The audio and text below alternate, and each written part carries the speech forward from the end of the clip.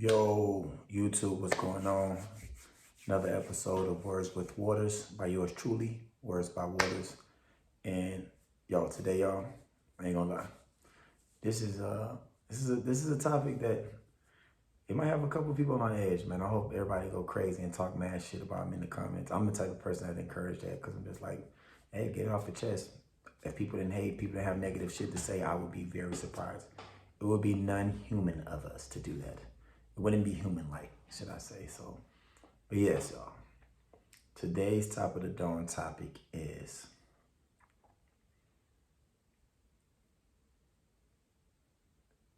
that the prison system create this adaption, or should I say mass adoption of homosexuality in the rap game. And I won't say just the music industry, because we can say music industry and it's R&B. And a lot of times in the R&B, was a lot of times back in the day, it was a lot of R&B artists. But I think that's really because music wasn't really a thing until the 90s. You know, of course, rap was around late 70s, you know, Dolomite, you know, the history of rap. He was like one of the first real rappers, poets who like rhyme words together over music. And then, you know, came the breaks on the disco tracks, and that's when they got samples, and breakdancing came, and the samples came from taking samples from the records and the vinyls to taking the parts of the instrumentals, and then the MCs and the master ceremony rapping over the beats, and you know, the whole history of hip hop. So, but it was primarily R&B artists that were doing all the zestiness was going on with the R&B artists. But now we see it everywhere in the rap game. And most people put it out there and be like, oh, it's a part of the agenda. It's a part of the agenda that they've always had to emasculate the black man and make the black man look less masculine. And which I can believe that's been there for a while. If you don't believe it, go look up the Little Richard record. Or my bad, the Little Richard interview that he had. And I can't remember who Little Richard had an interview with, who he was. Was it Jay? No, it wasn't Jay Leno. Was it David Letterman? He had an interview with somebody a while back. And I think that might have been David Letterman. David Letterman is that old. But Little Richard had an interview and he was saying that when he did all of the shows, shouts out Little Richard, man. Rest in peace. So he is the father of rock, of all the rock musicians. And like I said, I think if you see my episode before, like he's the father of James Brown, and Michael Jackson is the father of James Brown, and everybody who made music after Michael Jackson is Michael Jackson's babies. I don't care, from Lil Wayne to Future, that whole melodic falsetto sound that all the rappers have came from Michael Jackson. And we all know that The Weeknd has Michael Jackson's whole style. So, and shouts out to all of them anyway. No disrespect to any of them artists I mentioned. The game is meant to be taken on and carried on for the next generation, and they all do a great job at that. But if you listen to what Little Richard has said, Little Richard was mentioning that he was saying how when he would perform, he couldn't come looking masculine. Because when he came in looking masculine, they were like, nah, you can't do that. But when he came in with the mascara and he came in wearing certain type of looks, they would say, okay, good boy, Richard, good boy, you know, because they wouldn't be intimidated by him to get the women, which, I mean, our generation is so weird. All these young motherfuckers who 20 years old, 25, 30, think they really knowing some shit, talking a whole bunch of shit. Y'all little young motherfuckers don't know shit. But, and no disrespect to all of the young people. That's just not dissing a whole generation. But a lot of young people just be so overinflated with their opinions and be in their house on the online, don't even go outside. And never had to provide or fend for themselves, or duck from a bullet or nothing. That was tough to have so much fucking opinions, talking on their nuts and shit. But like Little Richard, and I believe that, because you look at the era he was coming in. First of all, he's from Georgia, you know, and I'm from Georgia, from Atlanta, original Grady baby, and I'm in here, and it's like it get like that. You know, racism is everywhere, but there ain't no racism like the South. I don't care what nobody say. But Little Richard was mentioning that before, and I think a lot of what he was doing was because of that. And then, you know, you have the whole androgynous era and then metrosexual. So all of these like we dancing on the line of being feminine and homosexual words and not concepts, but identities, I guess, from metrosexual to androgynous to styles. It's like that. But what I'm talking about today is the inflated level of homosexuality in the rap game. Because the download shit has been there for a long time, you know. But wait, I was thinking about this earlier, and I was like, and in no way, let me put the record out there, disclaimer, this is in no way towards anybody who's homosexual in their preference. Nothing. I have nothing against anybody's sexual preference at all. Nothing against it. Nothing against anybody's sexual preference. But this just hit me, and this is what these are for. This is what the top of the dome topics is for. And yeah. So what got me was thinking, like, did the prison system create this level of homosexuality that we have in the game? Because then there's that whole conversation where they're like, you have to be hazed, you know, like whether you're in the rap game or not, if you're a black entertainer, you got to be hazed. You know, they had the commercials with Shaq wearing clothes, and LeBron, I think, had something, and Jamie Foxx has done it, and Martin has done it, and Chris Tucker has done it. All these people have done these, and I'm not saying that that was the reason why they did that. So I'm really referencing things that I've seen, and people have categorized these things and put them together. So there's that thing of the hazing part, but then there's also a real fucking side that people don't talk about too, is the amount of homosexuality that is created in the prison system due to men being around other men and being incarcerated for a long time. Now, whether some of those dudes were already feminine and gay before they went in and was down low, and then it's just like, well, fuck it, I'm around a whole bunch of dicks, then it is what it is. Like, I don't know. But we can't dismiss the fact that a lot of people, I actually knew a dude though, and he was a cool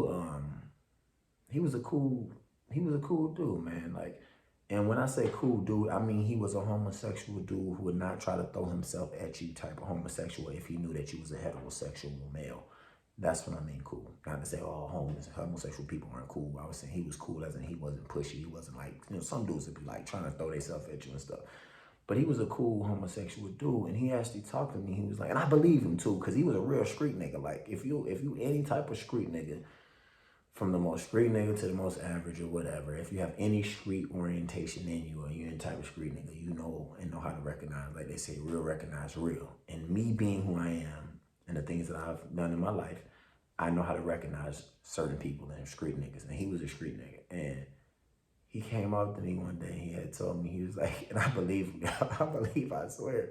And I'm a good judge of character, like I told you before. He was like, yo, I was actually heterosexual before I went into jail, but he was little, and it made sense though. It made sense. Like, I didn't learn this until later on. I ain't gonna lie. Like, it made sense why he would be a bottom. I didn't even know about tops and bottoms. That's how that's how sleep I was when it came to just like the whole homosexual culture and shit. But then I was like probably about 24. Oh, this was around the same time I had met Gangsta Boo. I don't know if y'all seen my little video. I think that was like episode 14, where I was talking about meeting Gangsta Boo and all that. But this is around the same time I had met Gangsta Boo. I was like 20. I think I was like in my 20s, early to mid 20s, early to mid 20s, and he was a small dude. You know what I'm saying? So I was talking to this white girl around the time. She was probably about in her early 30s, and she really put me down on like just knowing about his homosexuality and just like the whole like all this shit, you know, because she had gay friends and I ain't really have no gay friends. I didn't have any gay friends. So she told me, and I think she had mentioned something about a top and the bottom, and I ain't never heard of that before, because she was telling me about these two gay people and shit. So I can see why Buddy would have ended up being a bottom no matter what, because he was little. So he was saying he went to jail, and when he came out of jail, he was gay. You know what I'm saying? Because he got raped in there. And I was just like, damn, like, you know, I've never heard nobody come out and be real and be like, yo, bro, like, you know, I got raped in jail. Like, shit, like, the only reason I'm laughing because I haven't thought about this in a minute. But like I said, this is top of the dome shit. It just comes to my head. Boom, I'm telling the world about it. We about to have this conversation. So, like, I never heard nobody just come out and be like, yo, bro, like, I actually got raped in jail. That shit is tragedy, bro. Could you imagine all the shit that women go through when they get raped And then all the stories that men have been when they got molested. And I need to bring that up too. I'm gonna watch this over later on and I'm gonna do an episode about that, like how molestation affects men with their kids and shit. But like, you know how many men get molested and they don't talk about that shit? You know, especially black men. Black men, I think, are the biggest race of men that suffer in silence. You know what I'm saying? R.I.P. to DJ Twitch. Like, it's just crazy. So for him to say that and come out and be real with me, it was real. And he was, you know, dapping me up and he did his thing. You know, he kept working. I worked around him. He was like my homie type shit, for real. But for him to come out and say that, you hear about people getting raped in jail all the time. Like, you just hear all niggas make jokes. Oh, you dropped the soap, and it's like, bro, like, y'all niggas joking about real shit. First of all, death is real as fuck. It's not nothing to joke about. Young niggas be playing around with guns, holding them up like they fucking toys. And then, like I said in my last one, about the whole gangster shit, black men learn how to be gangster from white men. Doing all this shit like it's a joke, but nobody want to joke when it happens to them. You know what I'm saying? So you can joke about all this rape shit and people being gay, but then imagine some of y'all motherfuckers that be probably kill yourself over that shit because you ain't built for it. You ain't built to still be have your soul intact and keep your soul intact after going through such a tragic experience. You feel what I'm saying? So for him to say that, it really put it into perspective to me. And I'm thinking about it when I thought about earlier today that made me, you know, which inspired this top of the dome topic. I was just like, yo, that's a real thing that's happening. And there are rappers and dudes who are real like street dudes who go through the street life and end up getting incarcerated. They go through the whole process, institutionalize everything, and they have this in them. And then you have these dudes that come out and, oh, I'm not gay if I fuck the dude, but if I get fucked, then he gay. Like, but like who, like, it's just, this shit be blowing me, bro. Like, y'all have no idea. Like, this should be hurting my head to even fucking hear the ignorance that we allow to come out of our mouths and the shit we tolerate as humans. We're supposed to be fucking, we're humans. Saying a human to me is like, doesn't even mean shit to me no more. Like, oh, we are human. Like, what is a human? What's the quality of a human nowadays anyway? What has ever been the quality of a human where we hold ourselves at such a high standard when we don't do shit that's high standard? So when you see stuff like that and you hear stuff like that and dudes say that, it's kind of like, are you delusional? Like, if you're in jail, and I wouldn't mind nobody, but I know for me personally, if I was in jail and I knew I was fucking another man in jail, I would be homosexual. Like, I would just, like, my mind, I think, is intelligent enough to be like, you know, I'm homosexual. Now, regardless if I was there, any type of inklings I had before I went to jail or this situation put me in here to where I just could not control myself and I just had to fuck them. Like, you know, like, people don't want to have these conversations. You know what I'm saying? But these dudes don't want to admit that, you know? But then they say the dude that they've raped, because it's rape. You know, it may be some dudes in there that's like, oh, just fuck me, you know. I'm sure it is some dudes in there just like, fucking, I need to get fucked, you know, but whatever. But like, it's a rape, you know what I'm saying? Rape is not a fucking joke. So you have these dudes who go through their life, go to jail, go through this, and then they come out and they in the world and they get into the music industry. I think it just came out recently, which is something I knew, but it came out probably about it can't be no later than 10 years ago, to where people started finding out that jails are publicly traded, and a lot of the companies that own the record labels own jails as well. So a lot of these dudes are going to jails that are owned by the same record label that they're under. That's like, bro, you think that's a fucking coincidence? You know, so, and it's pushing this narrative that's always been there somewhat, the narrative to emasculate the black man, but it's kind of like, all this stuff is intertwined because it's like an assembly line. You know, born in poverty, get incarcerated, put into a situation to where you may have to rape somebody and become homosexual if you weren't already feeling homosexual, or you may have to be threatened by your life to possibly end up being homosexual, catching the disease. And then you're coming back out so torn apart. It was already torn apart before you went in. And now you might have a chance to make some money off of music and maybe have some form of freedom.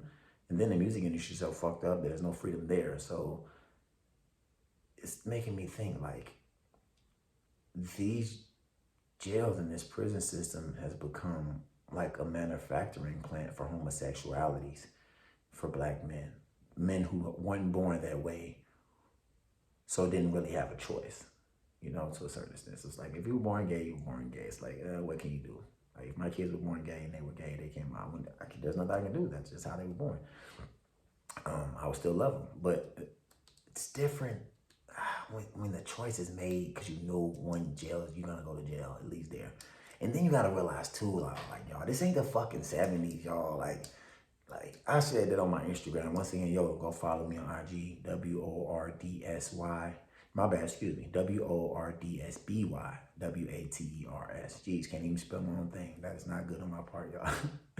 Words by Waters for sure. Yeah, go tap in with me. And make sure y'all like, subscribe, follow, subscribe. But yeah, I was talking about on my IG about that, and it's just like you can't help if somebody was like born a certain way, but if somebody like makes a choice and you know you end up becoming homosexual because of the choice you made, then you know, that's how it is. And on my IG, I was mentioning that I was just like, these are the choices that we're making to lead us our places. Of course, people are poor, they want more money, so it ends up doing criminal things. But y'all, this ain't the fucking 70s. The ghetto that we have now aren't the ghettos. All the ghettos that we were used to are gentrified now. So like, grandma neighborhood that everybody in the 90s and the 80s were growing up in that was fucking hood as hell is pretty much gentrified. And she got her crib still, which is a super big blessing. You ain't living in a shitty environment. Grandma crib might not be that nice no more, but not no more because, yeah, of course, because it's older and there no renovations because we ain't put money back into our grandmama's houses. For those who aren't, at least, and for those who are, hey, shouts out to you. But like, okay, grandma got a shitty house, but she stay in a better neighborhood, and it's fucked up. But it's like, do you want her to have a shitty house and in a shitty neighborhood? So a lot of this shit is just greed. A lot of the crimes that we're committing are just greed. A lot of motherfuckers in the 70s was really poor as fuck. Like, if you look at how the conditions of the 70s was in, like, Atlanta, New York City, but they had burning buildings. Them shit was on fire. You be a kid at 7 years old, you walk down the whole street, every building on fire. Picture that shit right now. Imagine what these kids do. These kids won't know what to fucking do. 8-year-old, 9-year-old kid, all these phones and shit. You know, oh, everybody be taking air. Also, all you would see on Instagram is houses burnt. You probably wouldn't have cell phones that capability that much. But like, imagine it. We wouldn't know what to fucking do. We walk down the street and the shit looked like how it was in the 70s and the 90s, and you just walk around, houses just burnt on fire. Just, you ain't nobody in that motherfucker boarded up. We still got places like that in the West Side for sure. We still got places like that in the West Side, but it's still even different. It's like you see niggas out there, they out there with $80,000, $90,000 cars and shit. You feel me? And you can drive down the street 10 minutes to like inner city by which used to didn't be like that, and you nice now. So that still wasn't an option. So you're like, well, they still ghetto, it's still ghetto, but it's like in the 70s and 90s, when you was in the ghetto, that was it. You dare to venture somewhere else. You know what I'm saying? So I'm gonna make another video about that, man. Just the whole level of poverty compared to what it used to be. But to be able to do that, and then you land yourself in jail, and now you're in these situations, and now you possibly have to deal with homosexuality and threats for your life, which could possibly make you end up being gay. Like, I mean, I don't know. I can't be mad. I can't be mad at some folks. I ain't mad at nobody anyway, but like, I want to know. Like, I ain't one of them dudes like, man, shit, fuck, they only, like, niggas be talking all that shit, bro. You know what I mean? You been, I don't give a fuck, you 150 pounds, 250 pounds, 300 pounds, you know what I'm saying? If that's what niggas want in jail, they gonna get your ass, you feel me? So it is what it is. And I'm just saying, and I say that to say, it's like, you really don't know what somebody would do until they're in that situation. And now this is what we have. We have this whole big emasculated feminine male that's being pushed via music. Everybody, and let's just take away the rock star. Let's say fuck the rock star, because we can easily be like, oh, rock star, but still that version of rock star was white people rock star, bro. Like, we gotta be real with ourselves, bro. Nigga, Chuck Berry wasn't wearing that shit, and if he was, like I said, Little Richard wasn't wearing that shit, but if he was, it was like he couldn't be no regular black man how he wanted to, so that was the way he had to look. Excuse me. So and I said, fuck the rock star, because it's like, well, rock star, Marilyn Manson did it, and, you know, and all these motherfuckers, all these people did it, and all this. It's just like, man, what the fuck? That's different. That's them. That's their level of rock star. If that's yours, that's who you are too. But I just believe that a lot of this stuff has really been brought out for the sake of saying a bigger picture. I'm not gonna go deep and say, oh, it's a stop marriage and stop black babies being born and all that, because this ain't a black and white thing. A lot of the shit that I address, if y'all ever see any black comments, it's never like, I'm a pro-black brother, rah, rah, rah, rah, all that shit. Like, I'm a pro-human, but I'm also pro self-awareness and self-enlightenment and self-empowerment. And, you know, with me being a black man, I gotta address that for our side, you know, for what I represent. And motherfuckers wouldn't even believe. Y'all see this blue tone, y'all can't really even tell my real, like, what my color look like. Shit, I'm still a black man of reddish brownish skin color. But like, shit, you see my little boy and my mama got hazel blue eyes. My boy got blue eyes because my great-grandfather's full-blown white. You know what I'm saying? My grandmama yellow as the sun. So none of my shit, I grew up around a dumb light-skinned ass lady. You know what I'm saying? On some damn near white shit. So like, I never had that, like, I couldn't have that full-blown black because my mama don't even, her mama look like fucking Vanessa Williams. You know what I'm saying? No cap. So it's just, to me, this is about just liberation and freedom and what's right. You know what I'm saying? For what I believe. So that's what got me thinking like that. Because you gotta realize, rap people are the greatest marketers in the world. They're the greatest spokespeople in the world right now, because that's the top genre. That's the top voice right now for everybody. So if you take the top voice and then put the top people in the top voices and tell them what to say, then the people are gonna hear it the most. You know, most people are gonna get influenced by that. And that's gonna be the dialogue for that tired society, as you can tell how motherfucking kids is running around like they did before and the generations before. So to me, I was thinking, like, is that really what's going on? Like, is the jail system and this gangster shit and the crimes that we committing really just backfiring on us, and we like making weaker men? And I'm not saying like gay men are weak. I'm just saying, like, cause shit, those dudes in there who fucking dudes, they're gay in my mind. And them niggas ain't weak if they up here just taking niggas booty holes and stuff. So I'm not saying weak in that sense. But I'm talking about a spiritual weakness, a morality weakness, weak when it comes to the morals. You know what I mean? Because everything that we want to wish in this world is worth fighting and standing for is built off of some moral context.